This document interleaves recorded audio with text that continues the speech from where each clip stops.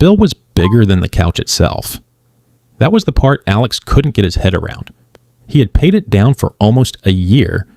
He was one payment away from done, and somehow the paper in his hand said he owed more than the couch cost on the day he bought it. He hadn't stopped paying. He had missed one deadline by a few days. And a few days was all it took for them to reach back 12 months and charge him for every single one of them. Let me back up. Alex isn't careless with money. That's the part people get wrong about stories like this. He checks prices. He waits for sales. He's the guy who returns the thing when it rings up wrong at the register, even when the line behind him is long. The old couch had been fine for years. Then the middle cushion gave out and a spring started to show through the fabric. And when his sister came over with the kids, Alex caught himself folding a blanket over that one spot so nobody would sit on it wrong. It was a small thing, but it sat with him. You know how a small thing can sit with you? So one Saturday he went to look, just look. The couch he liked was $1,100, more than he wanted to spend in one go, and he was already doing the quiet math, the kind you do without meaning to, when the salesman said the words that changed everything. No interest. Take it home today, he said. Pay nothing extra for a whole year. Just make your payments, same as cash.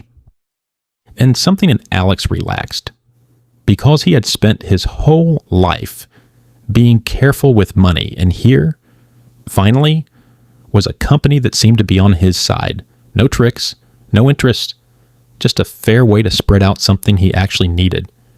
He did the math right there at the counter. $1,100 over 12 months, about $90 a month. He could do $90 a month in his sleep. There was paperwork. There always is. The salesman turned it around, showed him where to sign, kept a friendly hand moving across the page. Alex read the big print. The big print said no interest. He signed. He felt good about it. He felt responsible. That's the part that stays with me. He felt responsible. And for a long time, he was. The payment came out every month, around $90, sometimes a little more when he had it. He watched the balance drop. $1,100 became $900. $9 became $6. It felt good, honestly. It felt like winning, slowly, the way paying something off is supposed to feel. He wasn't thinking about interest because there wasn't any. That was the whole point. They had told him so. It was printed on the paper he signed. What nobody told him in a way he could actually understand was that the interest was there the entire time, not charged, not showing up on the bill, but there, adding up quietly in the background, month after month, on the full $1,100, sitting in a corner, waiting to see if he would slip, because the deal was never no interest. The deal was no interest if, and that little word was doing all the work. Here's how it actually worked. It took Alex a long time to understand it, so give it a second. On the surface, the offer is simple. Pay off the entire couch before the year is up, every last dollar. Do that. And the interest disappears like it was never there. And that part is real. The person who clears it in time pays nothing extra, genuinely. But if any balance is left when that year ends, even a small one, the deal flips. All of that interest that had been quietly building, the whole year of it, on the whole original price, lands on you at once. Not on what you have left, on the whole thing, going all the way back to the day you carried it out of the store. So, think about two people who bought the exact same couch, on the exact same day, in the exact same store. One of them pays it off with a week to spare. She pays $1,100, the end. The other is one payment short when the year closes. He pays $1,100 plus a full year of interest on all of it, as if the no interest promise had never existed at all. Same couch, same price on the tag, two completely different totals. And the only thing that separates them is a date most people never even remember agreeing to. For Alex, that date landed in a bad month. His car needed brakes. $400 he hadn't planned for. The kind of bill that doesn't ask whether it's a good time. So that month, he paid what he could on the couch, which was less than usual. A small balance stayed behind, $100, maybe a little more. In his head, it wasn't a big deal. He'd catch it next month, like he always did. He didn't know that next month was too late. The year was up, the window had closed, and he never heard it close. The statement came a few weeks after that. He almost didn't open it because he thought he knew what it said. $100, give or take. The little bit he still owed. Then he opened it. The interest for the whole year was sitting right there on the page, all of it. Calculated on the full $1,100, not on the $100 he had left. Hundreds of dollars in one line, appearing out of nowhere, on a couch he had almost finished paying for. He read it 3 times. He wasn't behind on his payments. He had made nearly everyone on time for a year.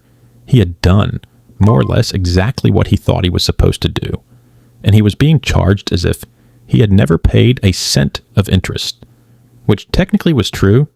He never had, until now, all at once.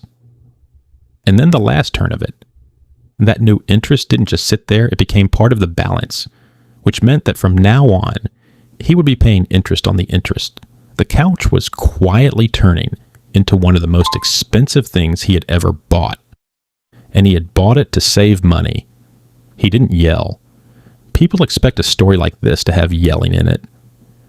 He just sat at the kitchen table for a while with the paper in his hand, doing the math he should have been shown a year earlier, feeling something worse than angry, feeling foolish. And he shouldn't have, because he did almost everything right. He just didn't know that almost was the whole trap. This is why these deals catch careful people, not careless ones. It doesn't feel like debt.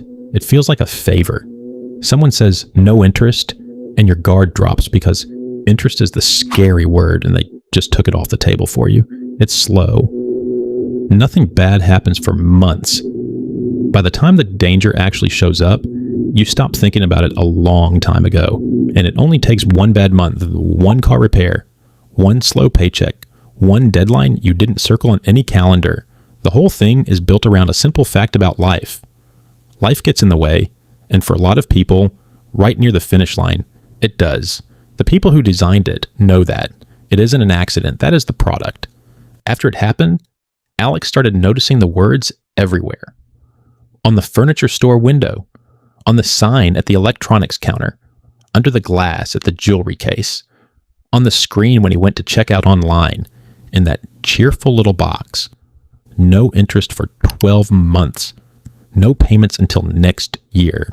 Same as cash. He used to read those the way most people do, as a gift. Now he reads them the way you read fine print after it's already cost you something. So here's the part worth holding on to if you remember nothing else from this. When someone offers you no interest, listen for the word that comes after it, because there's almost always a word after it. And more often than not, that word is if. No interest if you pay every dollar off in time. No interest if you never miss the date. No interest if nothing goes wrong in your life for an entire year. That is not the same as no interest. It's a bet. And the house is quietly betting on your worst month. Alex paid that couch off in the end, interest and all. It took a lot longer than a year, and it cost a lot more than $1,100. He still has it. He sits on it every night.